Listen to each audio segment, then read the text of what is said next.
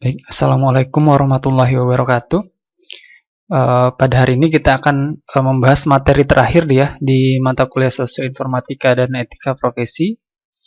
Di sini saya akan membahas tentang UU ITE ya. UU ITE ini materi terakhir sebelum UAS. Oke, nanti saya akan tampilkan beberapa slide dan nanti akan ada materi, akan ada contoh-contoh yang berkaitan dengan pelanggaran UU ITE ya. Oke, jadi untuk kontennya sendiri nanti ada dua, yang mana pertama itu pengantar UU ITE, yaitu Undang-Undang Nomor 11 Tahun 2008, dan selanjutnya ada revisi dari Undang-Undang yang nomor 1 pengantar tadi, yaitu Undang-Undang Nomor 19 Tahun 2016. Kenapa ada revisi nanti akan saya jelaskan. Kita perhatikan dulu di sini ada berita ya. Ada berita dari beritagar.id. Ibu rumah tangga dan Facebook jerat empuk UU ITE. Oke, jadi di sini ceritanya adalah ada seorang ibu rumah tangga ya. Ibu rumah tangga yang mana dia menggunakan Facebooknya membuat geger kepolisian di Dumai, Provinsi Riau. Kenapa? Karena si orang ini atau yang namanya FE ya, sebut saja FE, ini dia membagikan berita di Facebooknya yang mana berhubungan dengan pengawasan terhadap anak-anak, karena ada penculikan katanya gitu. Kemudian, nah untuk petikannya di sini ya, silakan dilihat, dibaca. Yang intinya dia memberitakan waspada untuk penculikan anak.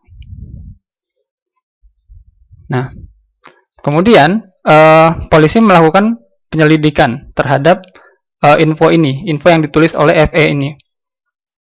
Kemudian polisi juga mendatangi lokasi kejadian.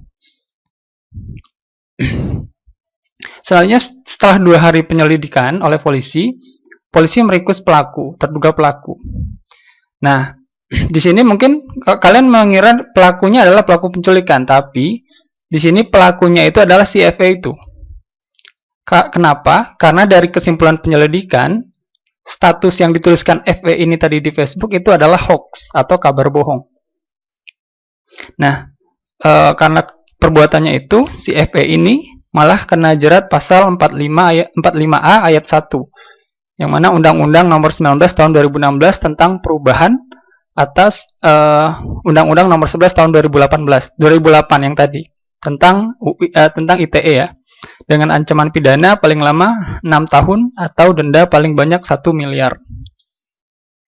Oke, jadi dari satu berita ini kita bisa mengambil satu kesimpulan yang mana Undang-Undang ITE itu memang benar-benar berlaku ya di negara kita gitu. Di negara kita, dan menurut data si UU ITE ini banyak sekali menjerat ibu rumah tangga, dan dengan media yang banyak digunakan sekarang ya. Seperti kita ketahui, sekarang Facebook ya, bahkan Instagram mungkin, itu banyak sekali digunakan oleh orang-orang tua kita mungkin ya, orang-orang yang katakanlah ya orang tua kita, yang lebih tua dari kita, yang mana biasanya ketika mendapatkan informasi ataupun membuat informasi itu tidak sesuai dengan kenyataan.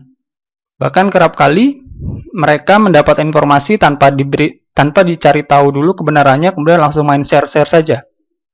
Apalagi dengan berita yang seperti ini tadi ya, yang dilakukan FE ini, dia benar-benar membuat suatu berita bohong dari dirinya sendiri. Nah, ini contohnya, dia dijerat pasal 45A ayat 1 ini. Oke, selanjutnya di sini ada garis waktu kasus UU ITE ya, yang mana waktunya adalah pada tahun 2008 sampai dengan 2018. Dengan media yang digunakan ini ada beberapa. Yang pertama Facebook, kemudian ada media online berita, kemudian Twitter, dan media lainnya. Oke, di sini datanya itu sumber datanya adalah dari SafeNet ya. Yang mana SafeNet itu adalah suatu perkumpulan yang tujuannya adalah mempertahankan hak digital atau memperjuangkan gitu saja. Hak digital seperti apa? Maksudnya setiap warga negara itu berhak atas hak berekspresi di internet, misalkan seperti membuat, kemudian membagikan seperti itu informasi yang ada di internet.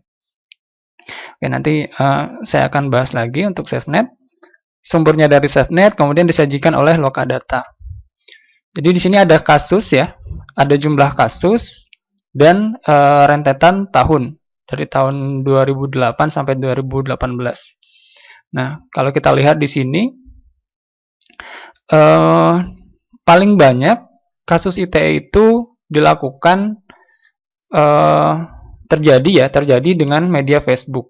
Yang mana di sini kita lihat di tahun 2016 itu ada 58 kasus menggunakan Facebook. Dan kasus ini semakin berkembang ya.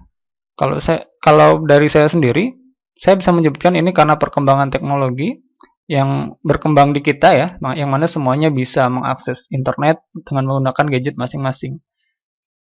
Nah,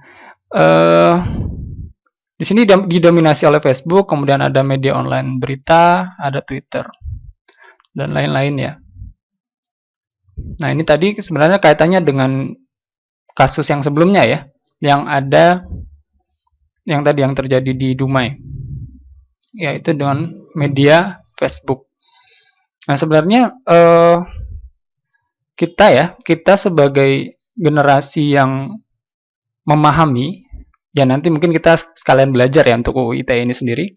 Maksudnya yang memahami kalau misalkan menyebarkan berita bohong atau hoax itu bisa menimbulkan hukuman dan pidana, ya harusnya kita yang menjadi keeper gitu ya, yang menjadi penjaga untuk orang-orang di sekitar kita, jangan sampai melakukan hal-hal tersebut. Apalagi kita sendiri jangan sampai melakukan.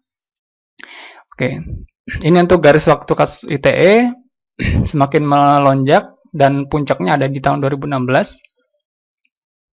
Kemudian untuk kasus pelanggaran UU ITE berdasarkan status pekerjaan dan sistem elektronik. Nah, di sini ada banyak profesi gitu ya dari orang yang terjerat kasus UU ITE. Yang mana di sini ada beberapa kasus yaitu pencemaran nama baik, menyebarkan kebencian, pencemaran nama baik dan menyebarkan kebencian, ini keduanya ya. Kemudian lainnya.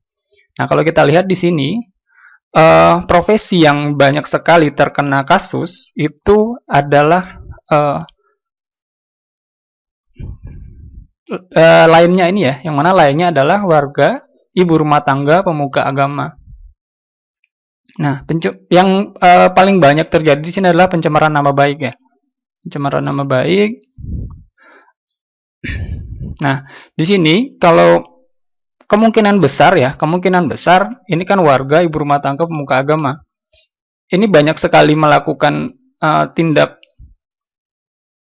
terjerat kasus ini, kemungkinan tidak benar-benar tahu undang-undang ITE itu seperti apa. Apakah yang saya lakukan ini benar atau salah, ataukah nanti mendapatkan hukuman atau tidak, mungkin tidak tahu karena kurangnya edukasi tentang UU ITE itu sendiri. Nah, di sini pencemaran nama baik ya, yang sangat besar jumlah kasusnya. Kemudian yang menyusul yang kedua itu menyebarkan kebencian. Menyebarkan kebencian ini biasanya dilakukan oleh pemuka agama ya, yang mana sebelum-sebelumnya ya, di masa pemilu sebelumnya kan banyak sekali kasus ya berkaitan dengan ujaran kebencian yang mana itu didalangi oleh kebutuhan politik gitu ya. Kemudian yang kedua di sini ada profesional. Profesional ini ada ahli, staf, sopir, musisi dan satpam. Masih juga yang paling banyak itu adalah kasus pencemaran nama baik sebanyak 39. Kemudian yang lainnya ini ya, Yang di bawah ada aktivis, eksekutif, jurnalis untuk profesinya. Nah, kalau kita lihat di sini semakin ke bawah ini ya,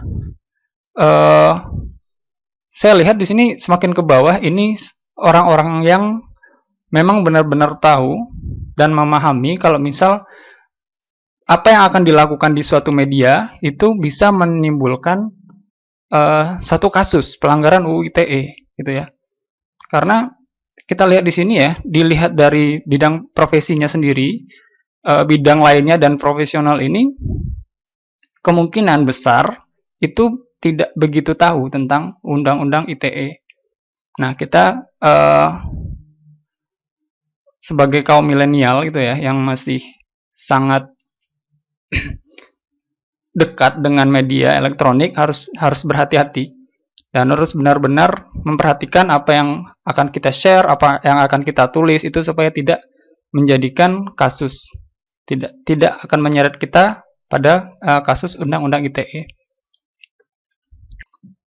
Selanjutnya ada sebaran kasus UU ITE dan persentase pengguna internet di Indonesia. Sama ya, ini datanya itu disajikan oleh Lokadata yang mana diolah oleh SafeNet dan Badan Pusat Statistik. Oke, tadi saya sedikit menyebutkan soal SafeNet ya. Jadi SafeNet ini kalau misal kalian search di halaman resminya, di websitenya, itu SafeNet ini semacam badan ya, badan yang dibentuk untuk menengahi kasus yang banyak menjerat warga Indonesia, yang mana kasusnya itu berhubungan dengan undang-undang ITE tadi. Yang mana kalau misal kita perhatikan di websitenya itu kita bisa melihat kasus terupdate yang dilaporkan. Bahkan kita sebagai pengguna internet atau netizen pun kita bisa melaporkan kasus di sana. Kemudian selain itu kita bisa melakukan monitoring, kita bisa melihat monitoring daftar pemblokiran situs misalkan yang dilakukan. Itu bisa kita cek di halaman SafeNet-nya ini sendiri. Jadi SafeNet ini seperti penengah gitu. Ada kasus, ada undang-undang ITE, ada kasus. Nah, supaya undang-undang ITE ini benar-benar dijalankan dengan baik dan benar. Seperti itu. Nah, itu sebenarnya kaitannya dengan perubahan undang-undang ITE yang tadi, tapi nanti akan saya jelaskan. Kemudian ini Lokadata ya, masih berhubungan dengan sumber datanya. Kalau Lokadata itu dia menyajikan data yang mana Lokadata ini bisa sekali kita gunakan sebagai sumber data, dan memang fokusnya Lokadata ini di dalam bidang jurnalisme dan riset. Yang mana pusat data ini di Lokadata ini dia merek dagangnya dari beritagar.id. Beritagar.id ini kalau tidak salah sudah ganti ya.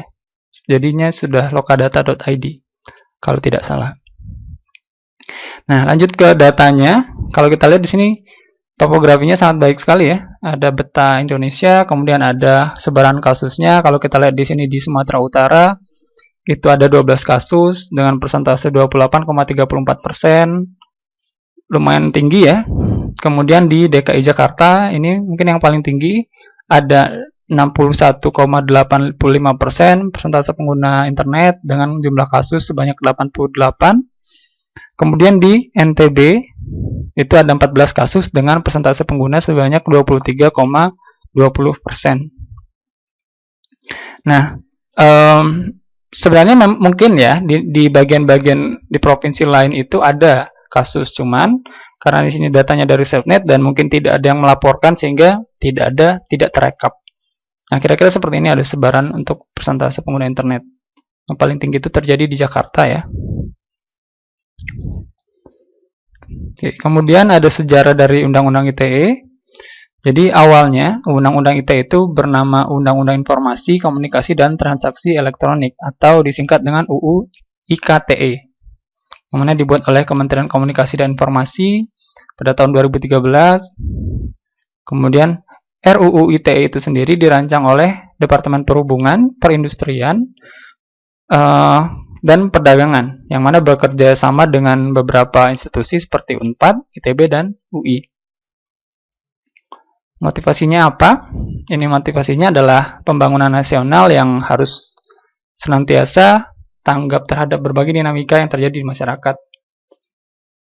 Yang selanjutnya globalisasi ya, globalisasi yang kita rasakan sekarang, globalisasi informasi yang sudah mencakup semua masyarakat seluruh dunia. Nah, di sini ada UU ITE supaya bisa membatasi gitu ya, membatasi yang mana dibentuk peraturan berhubungan dengan pengelolaan informasi dan transaksi elektronik di tingkat nasional. Kemudian selanjutnya membangun teknologi informasi yang dapat dilakukan secara optimal, merata, dan menyebar ke seluruh lapisan masyarakat. Kemudian yang selanjutnya, motivasinya adalah perkembangan teknologi informasi yang pesat, kemudian perubahan kegiatan kehidupan dalam berbagai bidang. Sehingga melahirkan bentuk-bentuk perbuatan hukum baru ya. Misalkan seperti ini, kita tadinya belum ada internet, belum ada gadget. Ya mungkin kejahatan-kejahatan yang dilakukan yaitu kejahatan offline gitu ya, yang terjadi di masyarakat, yang terjadi di keseharian. Tapi ketika ada teknologi, nah tentunya nanti akan ada tindak kejahatan model baru yang dilakukan dengan menggunakan teknologi. Nah, itu harus ada peraturan hukum yang baru yang mengatur tentang kejahatan yang mungkin dilakukan di online gitu ya, secara daring. Kemudian penggunaan dan pemanfaatan teknologi informasi yang harus terus dikembangkan supaya kita selalu bisa menjaga, memelihara, dan memperkokoh persatuan dan kesatuan nasional. Ya, kaitannya dengan kepentingan nasional seperti itu. Jadi sebenarnya ini kalau kita lihat karena ini ya, karena globalisasi dan teknologi informasi yang sangat berkembang ya, makanya ada dibuatlah UU ITE ini sendiri. UU ITE ini sendiri itu dilahirkan ya tadi ya dari tahun 2008. Tahun 2008 yang tadi ya ada Undang-Undang ITE. Nah, itu yang pertama kali lahir. Sampai sekarang baru ada satu perubahan. Oke, tadi saya menyebutkan Lokadata, SafeNet ya, SafeNet dan Lokadata ya. Mungkin di sini saya tunjukkan sedikit tentang ini. Oke, di sini ada Lokadata. Nah, ada banyak sekali data yang disajikan di Lokadata ini. Misalkan kita ingin mencari data yang berkaitan dengan lingkungan, kesehatan, pendidikan, kependudukan. Nah, itu kita bisa mencarinya. Bahkan yang sekarang sedang marak ya, yang kita lakukan sekarang, yang kita rasakan sekarang maksud saya, itu perkembangan virus corona pun bisa kita lihat. Yang mana ini sumbernya dari Kementerian Kesehatan. Oke, mungkin kita lihat satu. Nah, ini datanya valid ya, karena sumbernya langsung dari Kemenkes. Ini contohnya. Ini perkembangannya sampai dengan tanggal berapa ini? 26 April ya, ada sebanyak 9.771 kasus positif corona. Cuman memang tidak bisa langsung update ya, ini kan sekarang tanggal 4.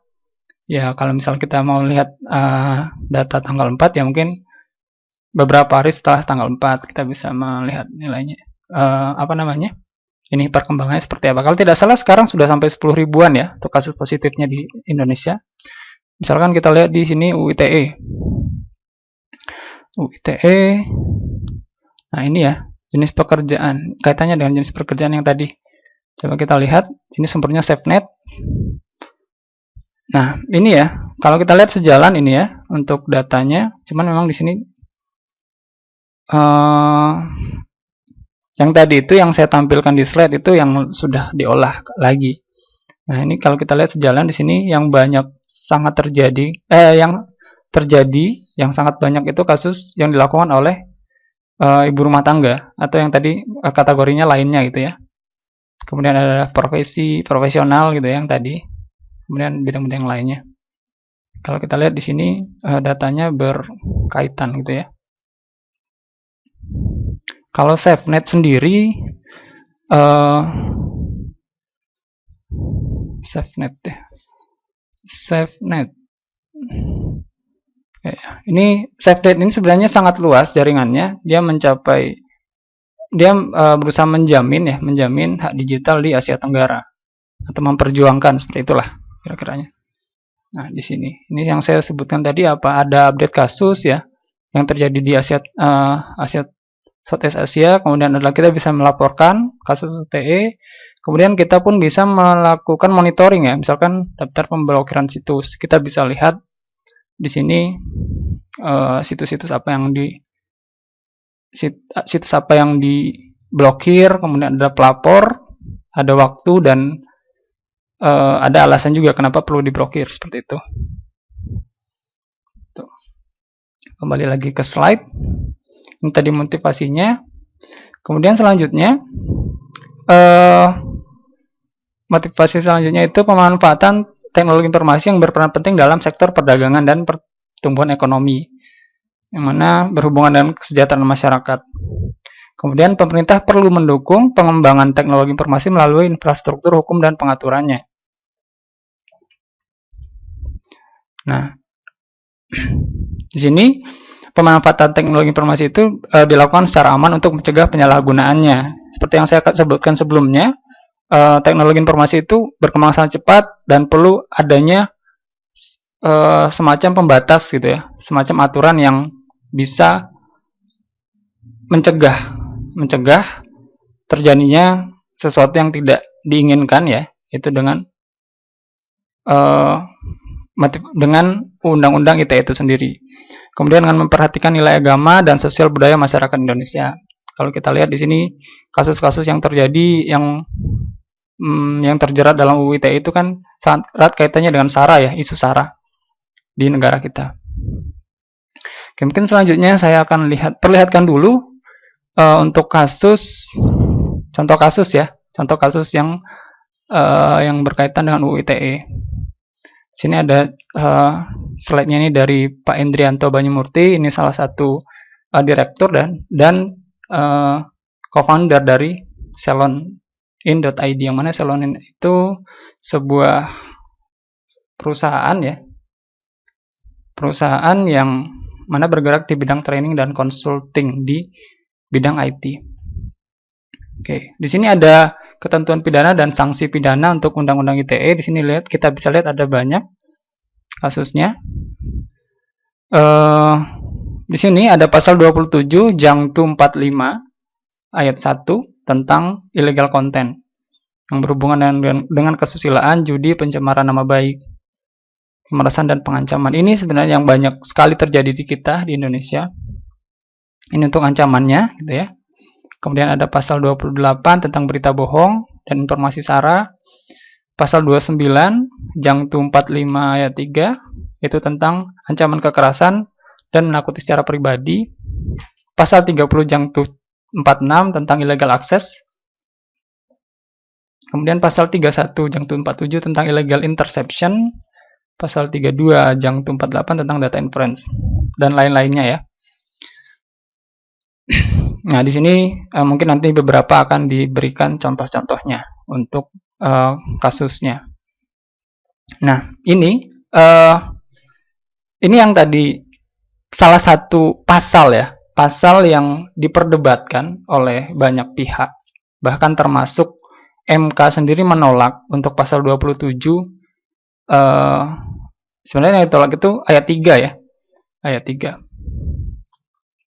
Nah, pasal ini sempat menjadi polemik karena disebutkan sebagai pasal karet ya, pasal karet yang mana bisa menimbulkan multitafsir dari pasalnya sendiri. Mungkin ini sudah diringkas ya.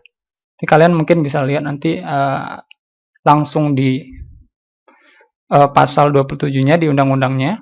Nah, ini menjadi polemik, bahkan sempat ditolak dan beberapa pihak ini ingin pasal ini dihapus gitu.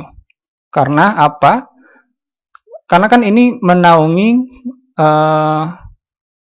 kasus yang terjadi secara online ya, atau informasi elektronik di sini.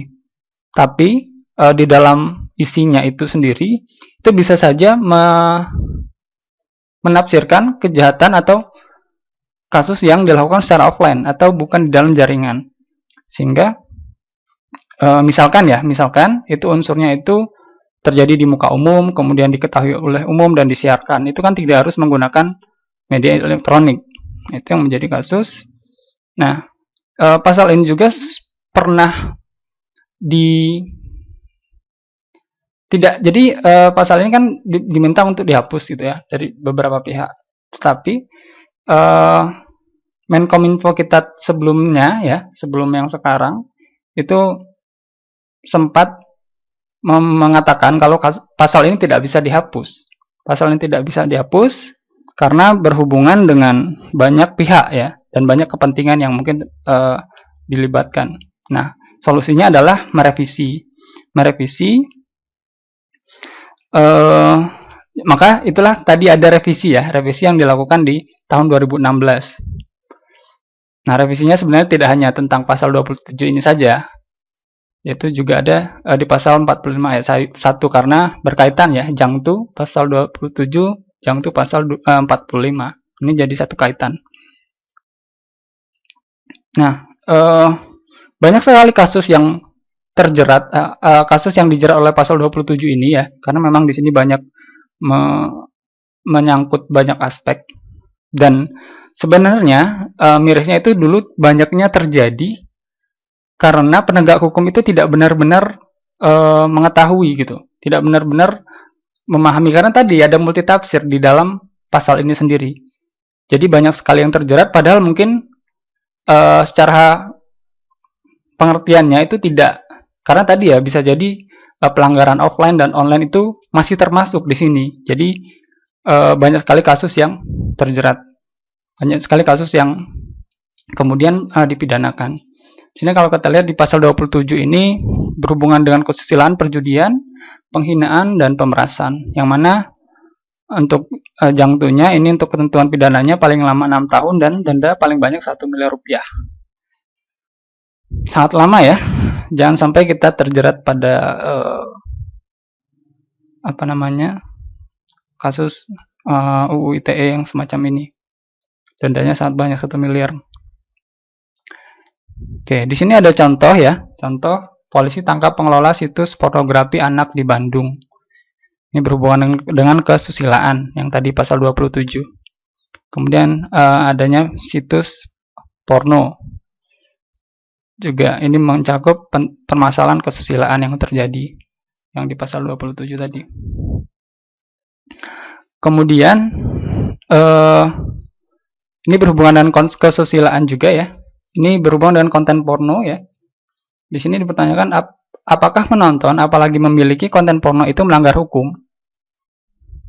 Nah, yang ada di UU ITE itu tidak mengatur perbuatan menonton ataupun mengakses. Yang menjadi permasalahan adalah meminjamkan atau mengunduh, bahkan menyebarluaskan. Nah, itu yang akan terkena pidana. Jadi kalau kalian mungkin menonton atau mengakses, itu ya tidak akan dikenakan pidana, tidak dikenakan pasal. Yang tidak diperbolehkan itu adalah menyebarkan. Kemudian ancaman hukumannya adalah maksimum penjara 4 tahun atau denda 2 miliar. Ini berhubungan dengan undang-undang pornografi gitu ya. Rujukannya adalah pasal 6 undang-undang pornografi yang mana kita di sini tidak boleh memperdengarkan, mempertontonkan, memanfaatkan, memiliki atau menyimpan. Itu ya. Produk pornografi sebagaimana dimaksudkan pada pasal 4. Rujukan yang sini tadi ya. Pasal 4 ayat 1. Kecuali diberi kewenangan oleh peraturan perundang-undangan. Jadi yang dilarang itu adalah kita memiliki, menyimpan, mempertontonkan, memanfaatkan, memperdengarkan. Tapi kalau misal kita mengakses itu tidak termasuk dalam pasal yang ada di negara kita. Jadi di sini penjelasan pasal 6 ya. Pasal 6 yang di sini itu larangan memiliki atau menyimpan itu tidak termasuk untuk dirinya sendiri atau kepentingan sendiri. Jadi kalau kalian memang untuk kepentingan sendiri itu tidak apa-apa, tapi kalau sampai menyebarluaskan dan berdampak pada orang lain itu yang akan menimbulkan permasalahan. Nah, mungkin kalian bertanya, Pak, bagaimana kalau misal kasus UU ITE ini itu dilakukan oleh orang di negara lain? Sedangkan ini kan pasal ini berlaku di negara kita. Jadi, misalkan gitu ya, misalkan di negara lain itu orangnya di negara lain, kemudian dia menyebarkan konten porno, gitu, katakanlah di luar negeri. Nah, kemudian dampaknya adalah ke negara kita di Indonesia misalkan. Nah, apakah itu bisa terjerat dalam UU ITE? Jawabannya iya ya, karena secara yurisdiksi dari UU ITE itu sendiri tidak hanya orang di dalam Indonesia, tapi orang di luar pun yang melakukan suatu tindakan yang bisa merugikan kepentingan nasional itu bisa dikenakan hukuman juga, dikenakan kasus juga ya. Cuman sebenarnya mirisnya untuk pornografi itu sendiri di kita ya, di kita kan kalau ini melanggar kesusilaan gitu ya. Tetapi misalkan gini, ini pornografi di kita melanggar kesusilaan, tapi di negara lain misalkan negara A, di negara A itu porno ini legal, konten porno. Nah, jadi kita bisa saja, nah jadi di hukum itu kalau saya pahami sedikit ada yang disebut dengan mutual legal assistance ya, yang mana kita bisa meminta bantuan hukum dengan timbal balik dari penegak hukum dari negara lain. Katakanlah negara yang warga negaranya melakukan tindak kesusilaan ini tadi. Nah, kalau misal di negara itu tidak melanggar kesusilaan, itu tidak bisa kita kenakan sanksi terhadap undang-undang pornografi ini tadi. Jadi ya kalau saya lihat di situ kesenjangannya. Tapi misalkan di negara yang warga negaranya melakukan tindakan tadi, kemudian kita bisa meminta bantuan dengan MLA tadi ya, mutual legal assistance, ya kita bisa minta bantuan ke negara itu untuk kemudian menjatuhkan hukuman kepada si orang yang ada di luar negeri itu tadi. Kira-kira seperti itu. Jadi undang-undang ITE ini sendiri tidak hanya berlaku di negara kita ya. Katakanlah orang yang berada di luar negeri atau di negara lain yang menyebabkan kerugian kepentingan negara kita, itu bisa saja kita tuntut juga. Bisa saja menjadi kasus juga. Oke, selanjutnya ada contoh lain untuk yang melanggar norma kesusilaan ya. Di sini ada berita Faisal aniaya mantan pacar dan sebar foto bugil. Saya kira berita ini tidak hanya satu ini saja ya. Saya juga pernah membaca berita serupa yang mana ada satu pasang ya yang pacaran, kemudian putus, dan karena tidak terima diputuskan ya kemudian menyebar foto bugil pacarnya. Ini sangat miris sekali terjadi seperti ini ya, dan sampai terjadi di kita. Ini akan melanggar norma kesusilaan yang mana tadi melanggar pasal 27. Kemudian kesalahan berfoto telanjang di mata hukum. Ini melanggar pasal 4 dan pasal 27 ayat 1. Jadi kita tidak boleh membuat, memperbanyak, menyebarkan konten pornografi. Kemudian kita juga tidak boleh menyebarkan, mengirimkan, mempermudah akses konten elektronis yang melanggar asusila. Jadi harus berhati-hati sekali ya, jangan sampai kalian mengambil gambar, ya katakanlah gambar yang tidak pantas, kemudian di-share. Atau bahkan sama sekali jangan pernah untuk mengambil gambar seperti ini. Karena akan sangat rentan ya, terjadi penyebaran. Apalagi kita mungkin hubungannya dengan emosi misalkan. Kita misalkan emosi dengan teman kita atau tidak suka dengan perbuatannya, kemudian kita berniat jahat dengan meminjam HP-nya untuk keperluan yang tidak terpuji gitu ya. Itu misalkan mencari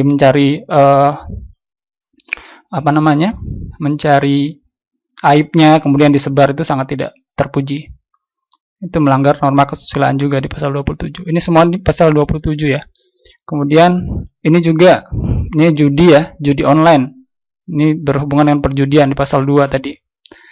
Kalau kita lihat ini sangat banyak sekali kita temui ya.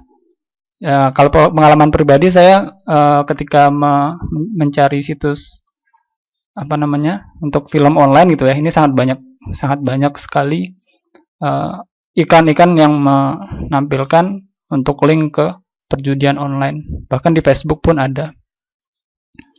Kemudian kasus masih perjudian juga. Ini judi online ya. Jelang Piala Dunia, Polda Jabar ungkap kasus judi online. Kemudian 140 rekening terblokir terkait judi online. Kemudian polisi tangkap pejudi online omset miliaran. Ya, jangan sampai kita terlibat dalam kasus seperti ini ya, baik yang melakukan ataupun yang menyediakan infrastruktur untuk judi online ini sendiri. Jangan sampai. Kemudian kasus pencemaran nama baik, ini yang sangat kerap kali terjadi ya, bahkan di negara kita, bahkan mungkin yang sangat terkenal itu di bidang profesi selebriti. Nah, ini contoh kasusnya adalah bupati ya, bupati yang mempidanakan warganya. Karena apa? Karena dihina ya, karena dihina lewat Facebook, lagi-lagi lewat Facebook ya. Namun akhirnya si bupati ini mencabut laporan dari Facebook itu sendiri. Jadi ketika kita tidak suka dengan orang, kita tidak setuju dengan mungkin tingkah laku seorang ya, jangan sampai menuliskan berita-berita yang menuai polemik nantinya yang akan berujung kepada kasus seperti ini ya, pencemaran nama baik. Ya, ketika kita tidak suka dengan orang, ya lakukanlah dengan cara yang cerdas. Jangan menunjukkan emosi, meluapkan emosi dan kemudian akan menyeret kita sendiri ke dalam kasus. Tuh. Ya, selagi tuntutan itu tidak dicabut, ya kasus itu akan terus bergulir gitu ya. Jangan sampai kita terjerat. Kemudian ini juga pencemaran nama baik yang dilakukan oleh mahasiswa. Ini kalau tidak salah dia mengkritik kampus yang kemudian ditulisnya di blog ya, blog atau di media online gitu.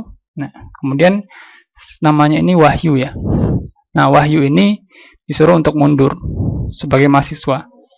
Ya, saya sendiri juga tidak tahu beritanya seperti apa. Ya, ini kembali lagi ke pencemaran nama baik.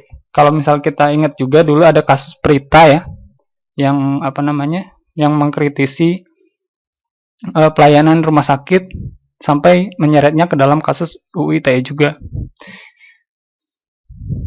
Saya tidak tahu untuk beritanya seperti apa, yang dia tulis seperti apa. Yang jelas kita harus berhati-hati dalam membuat tulisan yang bernada mengkritisi atau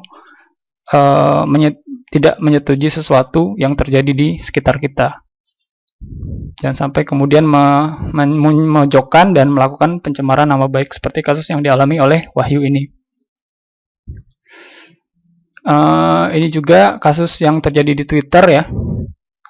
Hanya satu tweet saja, hanya satu kicauan di Twitter itu bisa saja kita terjerat pada kasus yang menjatuhkan kita vonis selama 6 bulan penjara. Jangan sampai ya. Ini masih berkaitan dengan pencemaran nama baik tadi. Kemudian pencemaran nama baik juga lewat email, ini yang tadi saya sebutkan. Si Prita ini kalau tidak salah dulu di Rumah Sakit Omni Internasional gitu ya, dia tidak setuju dengan pelayanan yang ada di rumah sakit. Nah, kemudian dia menuliskan di media sosial, kemudian dia dikenai pasal. Tapi seiring berjalannya kasus ya, ini di tahun 2012 ini akhirnya Prita ini kemudian dikembalikan harkat dan martabatnya. Jadi seperti namanya dipulihkan kembali. Ini kasusnya berhenti di sini. Tapi selama masa ini ya, kalau kita lihat di sini beritanya dari tahun 2009 sampai 2012 ini ya. Ya selama ini ya berarti si Prita ini menjalani kasus gitu ya. Menjalani kasus yang menjerat dia ya. Kalau kita lihat ya ini sangat tidak nyaman kalau di kehidupan kita ya. Jadi kita harus berhati-hati. Kemudian pasal UUT pasal 27 ayat 3 ya yang tadi. Masih ini semua kaitannya dengan pasal 27. Karena tadi yang menjadi polemik itu di sini dan banyak sekali kasus yang terjadi sesuai dengan pasal ini ya. Dan banyak kasus yang terjerat. Ini untuk pasal 27 ayat 3. Ini berhubungan transmisi dan atau membuat dapat diaksesnya informasi elektronik dan atau dokumen elektronik yang memiliki muatan penghinaan dan atau pencemaran nama baik. Nah, ini sebenarnya yang dipersoalkan sebelumnya, yang kemudian direvisi. Ini untuk ancamannya itu maksimal 6 tahun penjara dan jaksa berhak langsung untuk menahan tersangka.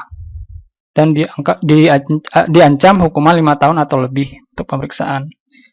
Kemudian polisi boleh menahan lagi 20 hari hingga 20 hari. Kemudian jaksa bisa memperpanjang hingga 40 hari lagi. Nah, ini sebenarnya yang menjadi kasus kemarin itu sebelumnya. Ini yang kemudian direvisi di Undang UU ITE yang ada di tahun 2016. Kemudian ada pasal 29, ini berhubungan dengan kekerasan, ancaman kekerasan dan menakut-nakuti yang ditujukan kepada pribadi ya. Ini juga kerap kali terjadi pasalnya. Dendanya adalah 2 miliar ya, paling banyak, dengan pidana penjara paling lama 12 tahun. Ini contohnya lewat SMS. Jadi di sini bos Ritek itu polisikan seorang notaris. Ritek ini berhubungan dengan tekstil kalau tidak salah. Berhubungan tekstil, kemudian dia mempolisikan seorang notaris. Karena apa? Karena adanya kasus pengancaman. Si notaris ini melakukan ancaman kepada si bos Ritek. Bos Ritek kemudian dilaporkan oleh bos Ritek ini, ya notaris itu kemudian ditangkap. Karena berhubungan dengan tadi ya, kasus ancaman kekerasan atau menakut-nakuti secara pribadi. Nah, itu bisa jadi juga menjadi kasus ya. Dan yang sangat sering terjadi sekarang kan di YouTube ya, banyak sekali orang yang membuat konten gitu ya. Buat konten mungkin demi mendapatkan viewer, rela melakukan sesuatu yang banyak menuai kontroversi, bahkan mungkin mengancam dirinya sendiri untuk terlibat dalam kasus UU ITE. Ya, jangan sampai kita menjadi salah satunya ya. Ini tadi hubungannya dengan ancaman. Kemudian ada pasal 30. Itu setiap orang dengan sengaja dan tanpa hak atau melawan hukum mengakses komputer dan atau sistem elektronik milik orang lain dengan cara apapun, kemudian dan tujuan untuk memperoleh, kemudian dengan cara apapun dengan melanggar, menerobos, melampaui, dan menjebol sistem pengamanan. Ini berhubungan dengan pencurian ya, pencurian data elektronik. Jadi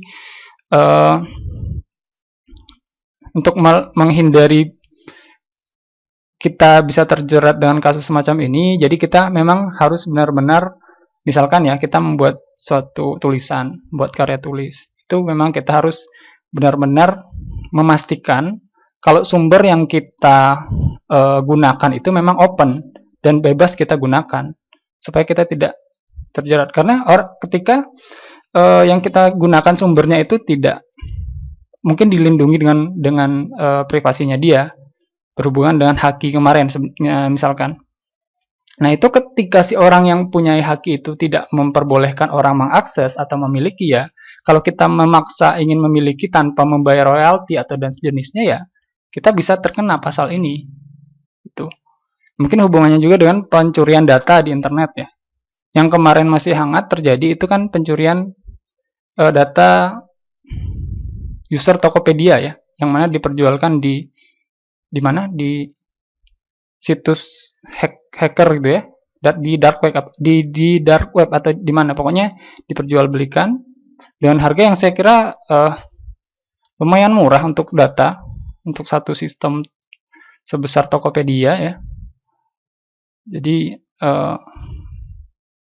sebagus apapun sebenarnya sistem yang digunakan, sebenarnya tetap ada celah untuk orang-orang yang jahat untuk mengambil data atau mencuri data.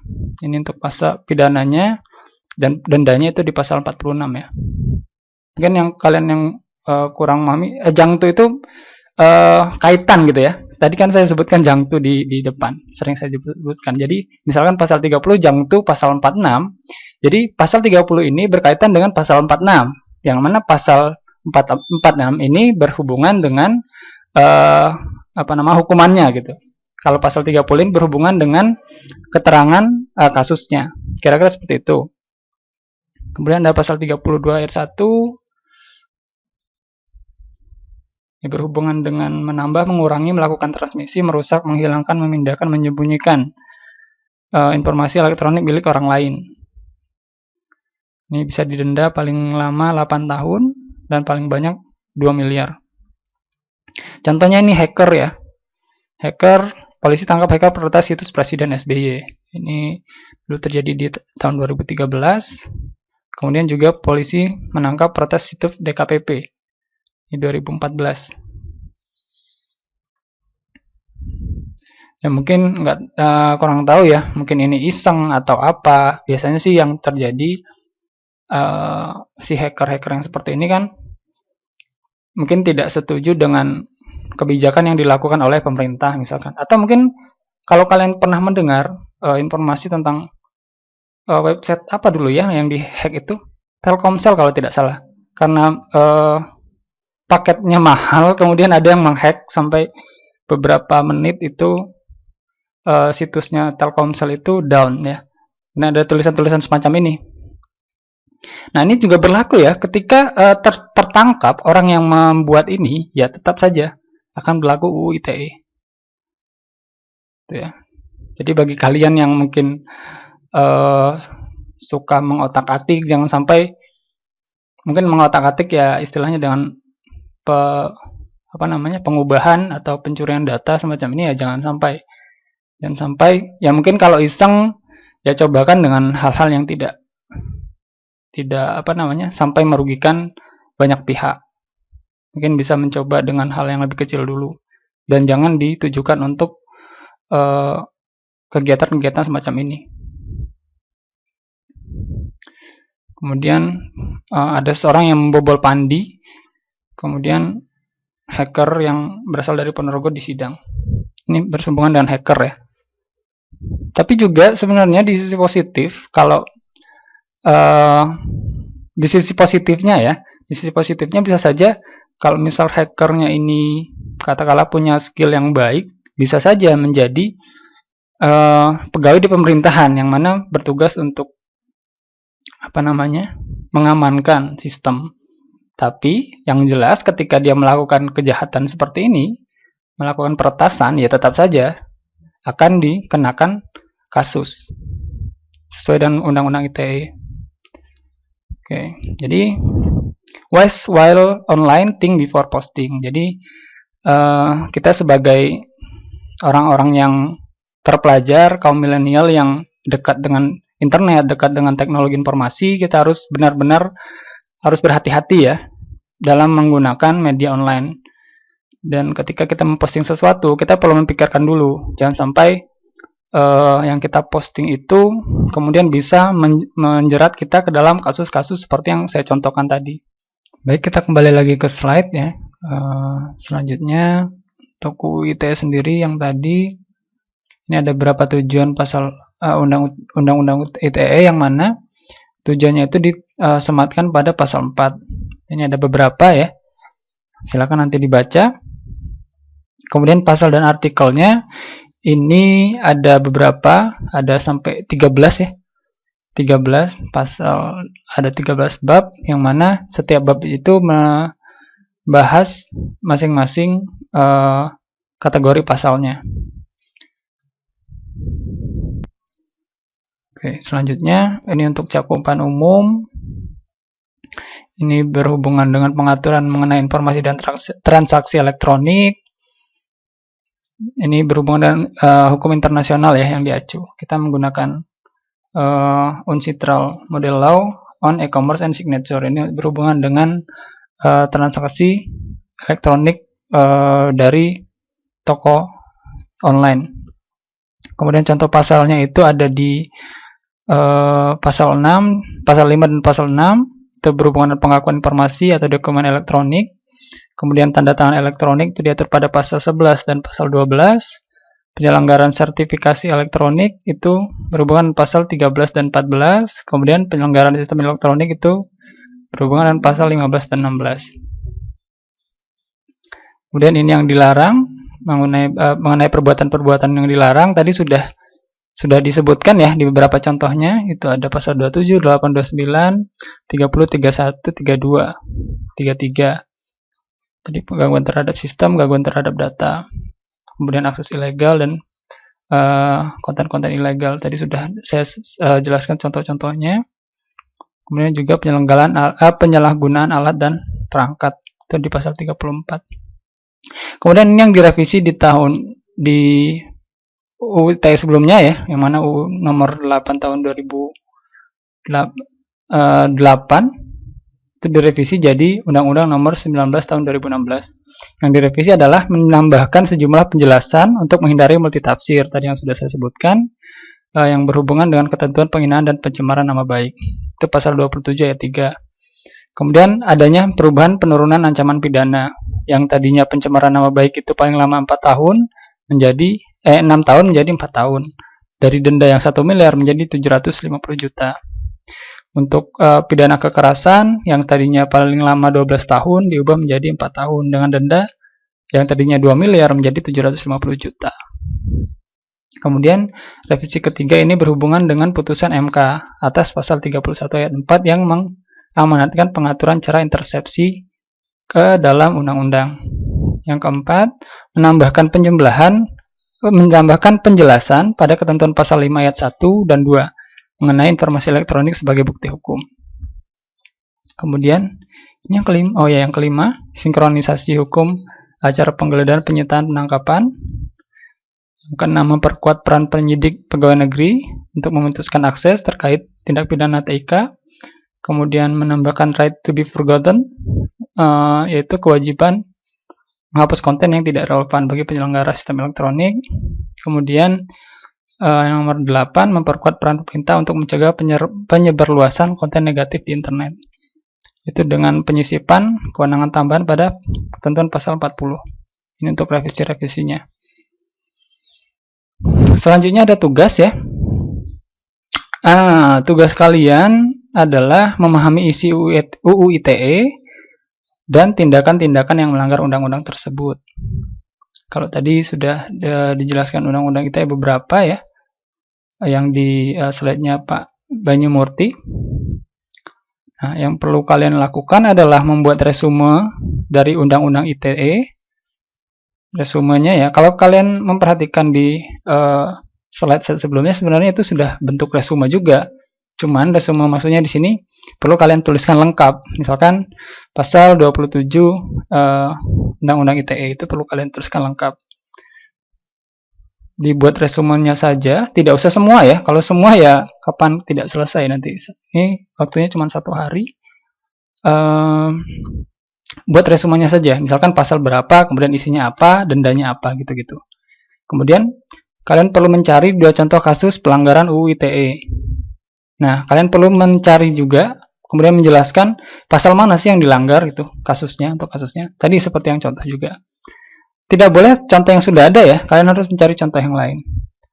Juga tidak boleh, nanti saya akan cek ya, karena saya sempat melihat, mengoreksi tugas-tugas sebelumnya, itu ada yang sama tugasnya dengan tugas tahun lalu.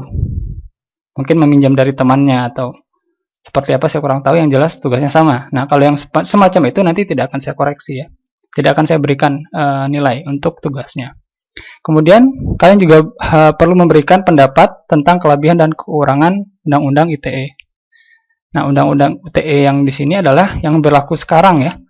Yang yang nomor 19 tahun 2016. Ini. Kemudian sertakan daftar referensi yang digunakan. Misalkan kalian dapat beritanya dari mana, dari website, dari paper, gitu, itu perlu diberikan referensi. Oke, deliverable-nya itu kalian perlu buat dokumen dalam bentuk PPT atau PPTX, kemudian dikumpulkan besok ya, tanggal 5 Mei 2020.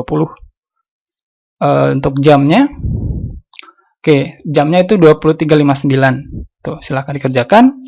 Ini kelompoknya adalah sama dengan kelompok tugas apa kemarin yang kalian buat itu, yang presentasi. Kelompoknya sama dengan yang itu ya. Nah, khusus untuk kelas RB dan RC, yang mana kemarin kan kalian sempat presentasi dan belum selesai. Nah, nanti bagi yang belum kebagian presentasi, nah kalian akan presentasi di tugas ini. Jadi yang kemarin sudah presentasi di tugas sebelumnya yang berkelompok yang online itu, yang saya dan Pak Tanto tidak bisa ikut serta, itu nanti tidak usah lagi untuk presentasi, tapi tetap mengumpulkan tugasnya. Kelompoknya sama. Nah, kelompok yang harus maju, yang harus mempresentasikan itu kelompok yang belum, itu ya, supaya adil. Itu, ini kelompoknya sama, tugasnya seperti itu.